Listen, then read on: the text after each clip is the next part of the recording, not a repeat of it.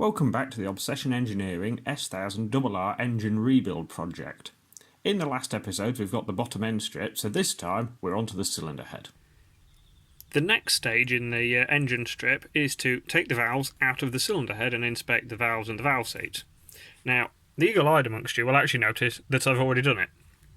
And, if I'm honest, I forgot to video it. So, what I've done is I've just put one of the valves back in, and I have my valve spring compressor so that I can give you an actual demonstration of how I take the valves out. And then over here we have the valves, all the shims and everything lined up in a reasonable order so I don't get it all confused later. And then when I've got the head completely bare, I'll show you the intricacies of it. So here we have the valve spring compressor set up on the last exhaust valve.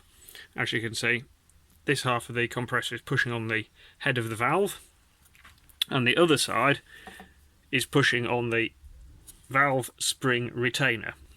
So if I turn this, it squeezes the valve spring, squeezes the valve spring retainer down, and it shows off the collets that are in here.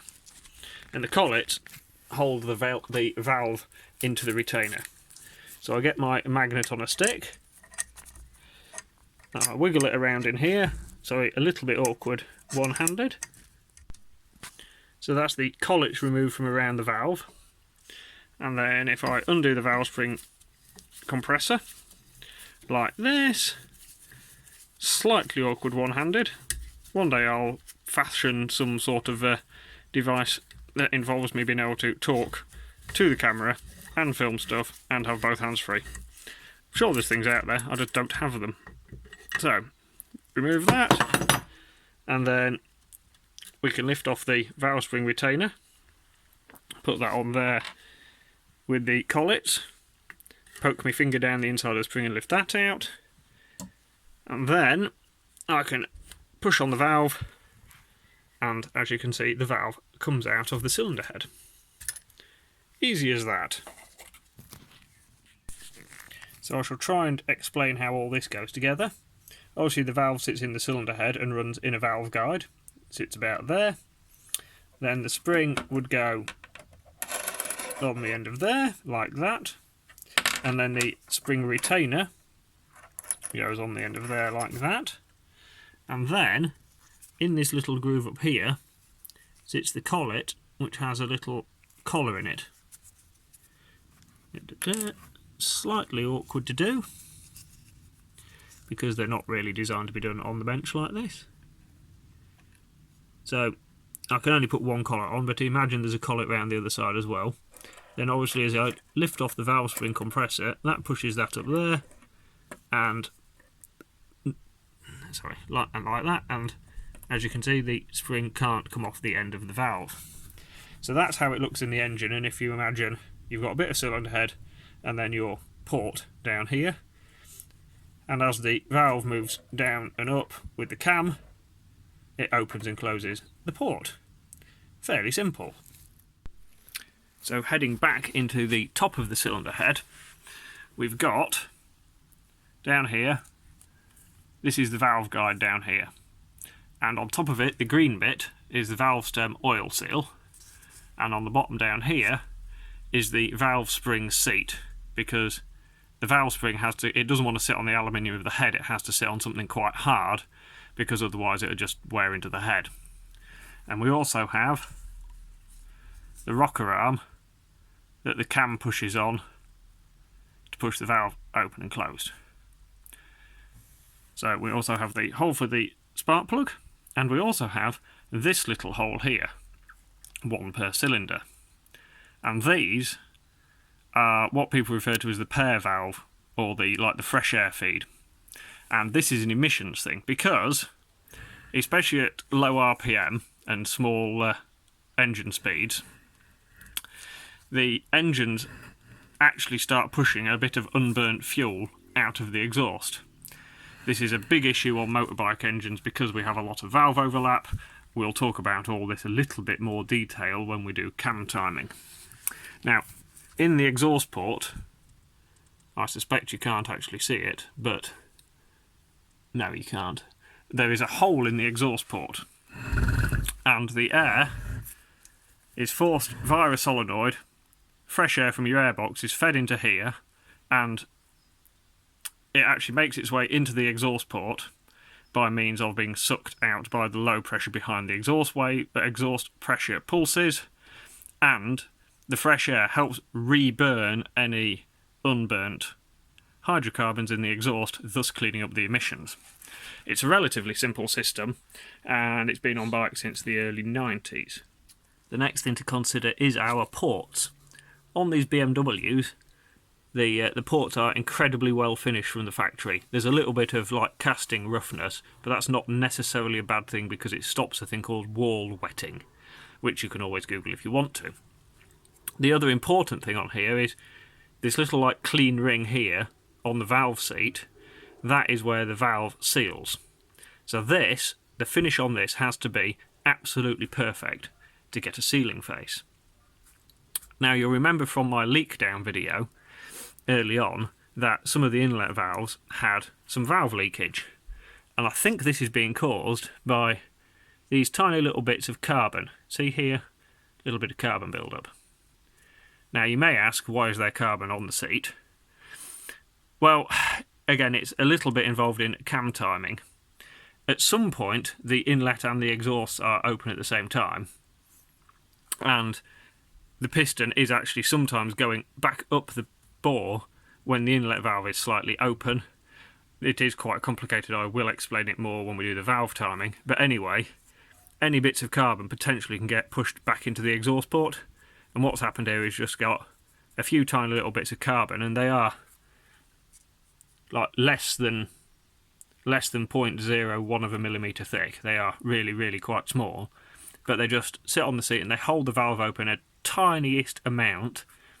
So all I'm going to do is I'm going to get an old slave valve that I've got, and I'm going to lap the seats back in so that they're a perfect finish. As with most modern sports bikes, the BMW has titanium valves, and the titanium is coated to stop it oxidising when it's on and off the valve seats and getting damaged. So we don't lap the valve in. So this is actually a slave s1000rr valve, but the important thing is it is exactly the same design as a double R valve. It's just made of steel and it's heavier because the R doesn't need to rev as much. So what I'm going to do is I'm going to put a little bit of lapping paste here on this this cleaned up area. It's been used before. I'm going to put a little bit of lapping paste on that. Then I shall drop it into the port, into the valve guide, and as I turn it, like this, the lapping paste will grind the imperfections off the valve seat. Lapping valve seats is pretty boring, so I decided to speed it up for you. So that's the first valve seat lapped in. It's only taken literally a minute to do this because the seats are in good condition. I'm just clearing any tiny little bits of carbon debris away, and that gives us a perfect sealing face for the valve. The valves themselves are actually harder than the seats, and they don't seem to have any marking on them. So I shall just go around, do all the seats, get rid of all these little carbon deposits and bits, and then the cylinder head will be, you know, serviceable as new. That's all the seats cleaned up. I've done the exhaust valve ones and the inlets. I've also had a bit of a clean round with some Scotch-Brite and some GT85 just to take the biggest of the carbon deposits off. They didn't take too long, and run a oil stone over to clear any old bits of gasket off and make sure all the faces are flat. One thing that's worth doing is always just going around and checking around the valve seats, making sure there's no detonation marks or anything. And I have seen on really high mileage R6 heads that they actually crack between the spark plug hole and the valve seats, and then unfortunately the heads are scrap. But it's worth checking everything, giving everything a really, really good coat of looking at.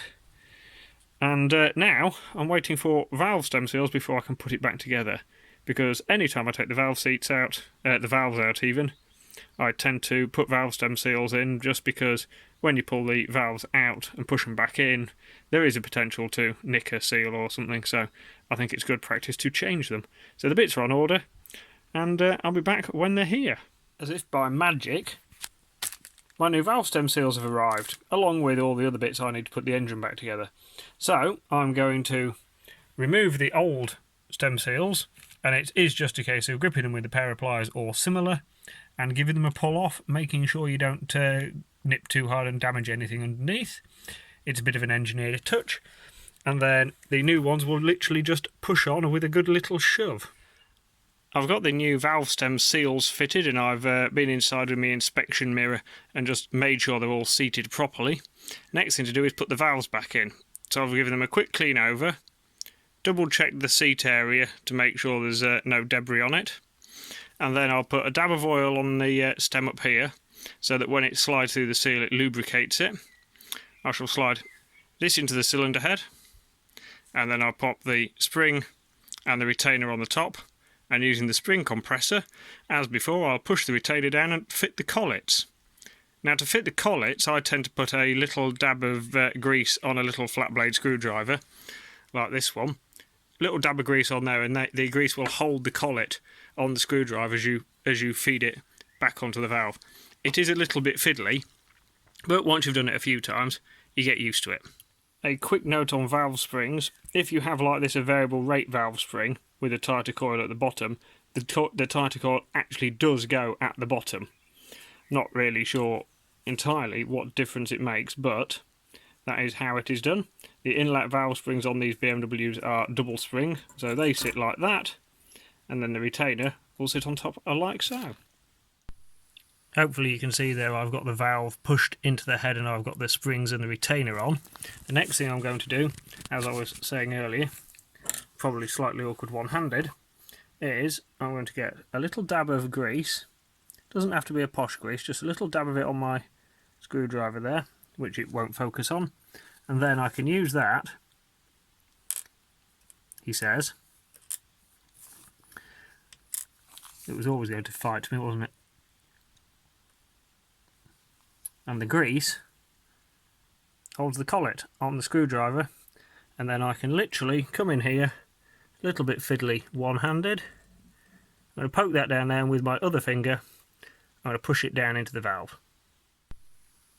So that is valve, springs, retainer and collets fitted to the first one. One down, 15 to go. That's all the valves and everything refitted in the cylinder head now. My last little thing I do is I put the head on a block of wood at either end, and I just go around with a punch and I just give each one a little bit of a tap with a hammer, just so they move a fraction and they just definitely seat the collets and everything correctly. But now I shall pop the shims back in so they stay in the right holes, and that is the cylinder head refreshed and ready to go back on the bike. Thanks for watching, and join us again next time when we'll be putting the bottom end together.